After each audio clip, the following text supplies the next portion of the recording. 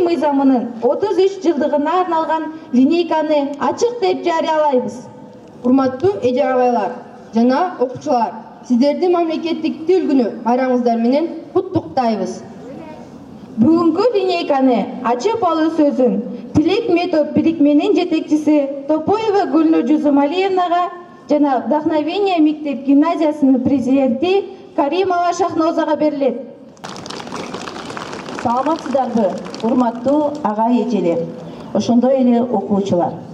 Бүгүн кыргыз тилинин мамлекеттик тил макамын алгандыгына 33 жыл толуп отурат. Бул жылдар арасында кыргыз тили кандай гана оор сыноолорду башынан өткөргөн жок. Бирок ошентсе да улуттун көрөңгөсү болгон улуу тилибиз, Манастын тили кылымдар бою бай тарыхын сактап жашап келет. Биздин тилибиз эң кооз, эң сулуу, эң таттуу тил деп мактана алабыз. Андыктан ушундай бай элдик мурасы, казынасы бар кыргыз тилибизди бүгүнкү күндө дагы көтөрүп жүрүүгө, даражасын бийиктетүүгө ар бирибиз милдеттүүбүз. Урматтуу мугалимдер жана мектеп республикасынын жарандары, тил улуттун жүзү жана анын байлыгы. Ар бир улуттун тили уникалдуу. Кыргыз тили байыркы тилдердин бири болуп саналат. Тил байланыш каражаты катары эл менен элди жакындатат, достукту бекемдейт. Чыңгыз Айтматов сыяктуу улуу таланттуу жазуучулар кыргыз тилинде өлбөс өчпөс чыгармаларды тартуулашты. Быйылкы жылы парламент мамлекеттик тилди өнүктүрүү үчүн көптөгөн иштерди жасап, ийгиликтерге жетишип жатат.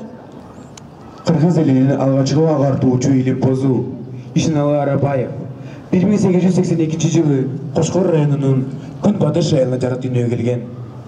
1903 жылы жергиликтүү мектепти аяктаган соң 10 жылга жакын кыргыз айыл кыштактарында мугалим болуп иштейт. 1913 жылы Россиянын Оренбург шаарындагы Кусаня медресесинде окуй баштайт. 1933 жылы Социалдык Туран партияны негиздеген деген жалган жала менен камакка алынгандар катарында Ишеналы Арабаев да бар эле.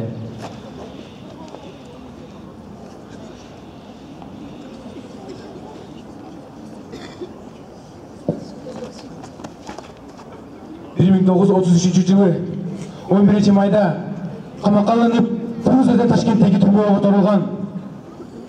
1933 жылы 7 июнда Арабаев жаткан камерага ташкенттик тергөөчү Левшин кирип чыккан. Ал эми кечинде камерадан Ишеналы Арабаевдин сөөгү табылган.